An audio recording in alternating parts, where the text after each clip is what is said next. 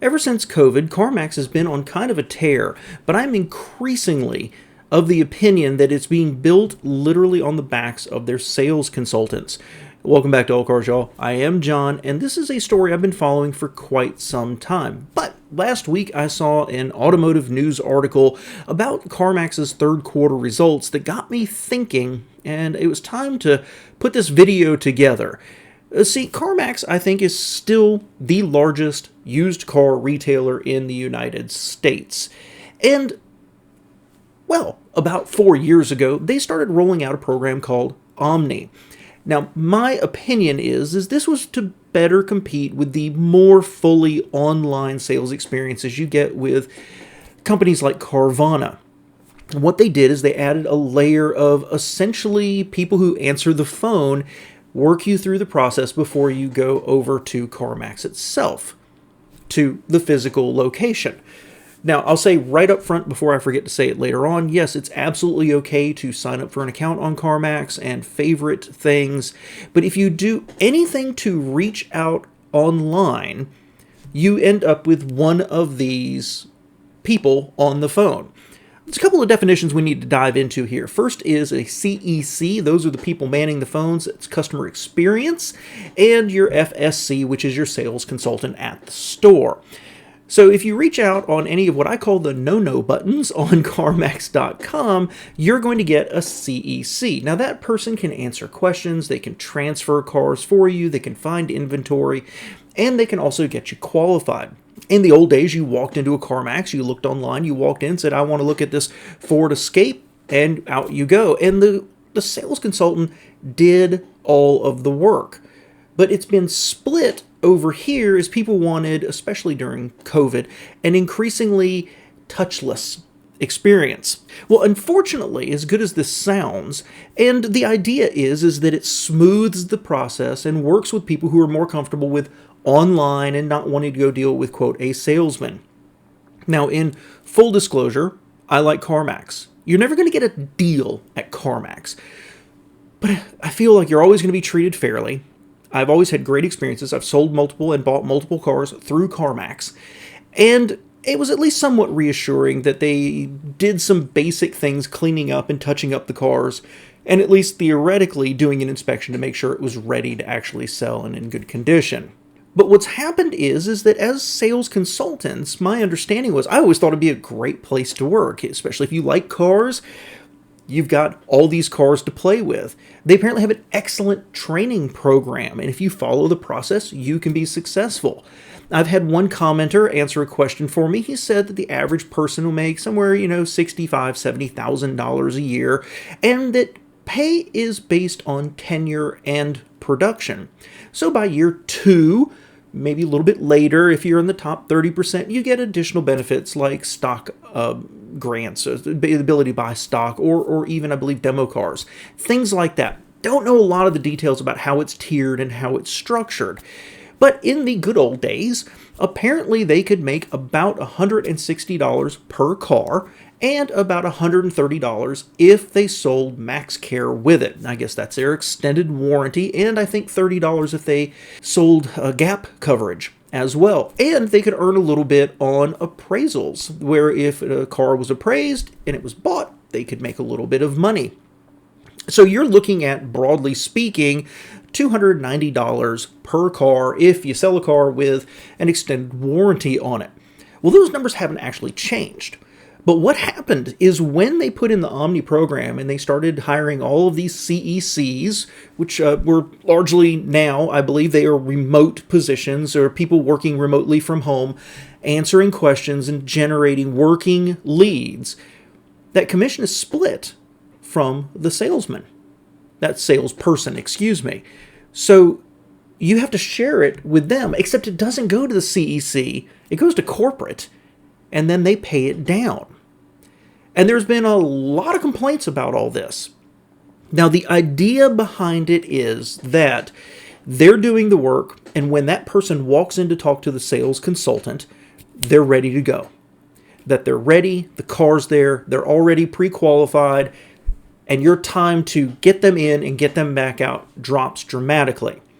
The idea being you can sell more cars more easily, they're more prepared, even if you're making less per car. But there's comment after comment after comment that says that's not how it's been, that people are experiencing 20 or 40% reductions in their pay simply because it's being split with these remote CECs.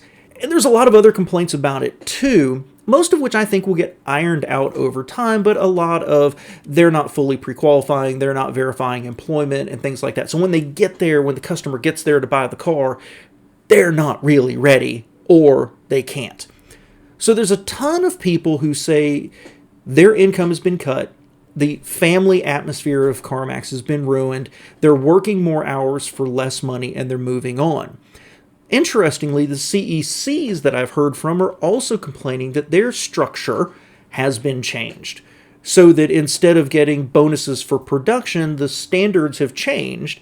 As one person put it, before you had to jump so high to get a carrot, now you have to jump higher for a smaller carrot.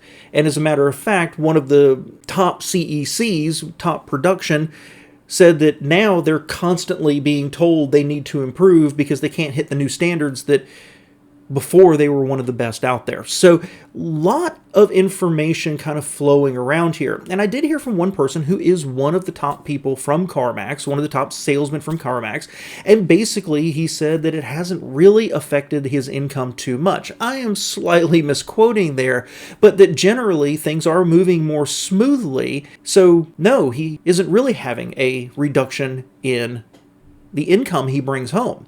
Now, my understanding is once you reach about the top 25, 30%, you can make six figures, or you could make six figures working at Carmax. It's just now it's a lot harder. Also, they took away, apparently, the appraisal bonus. It was pretty small, but it could add a 10 or 20% to your income over the course of a year. So what does all this mean? Well, what it means is when you look at the gross profit for Carmax since 2020, it has shot up and kind of leveled out. You can see it go up and down there. And the stock price has been pretty strong. It shot up after COVID and kind of settled back down a little bit there. But the headline I wanted to bring to your attention was Automotive News, because what they said was Carmax's Q3 net income more than doubles to 82 when revenue falls to 5.5%. And this is what jumped out at me. If sales are dropping, but profit increases, why is that?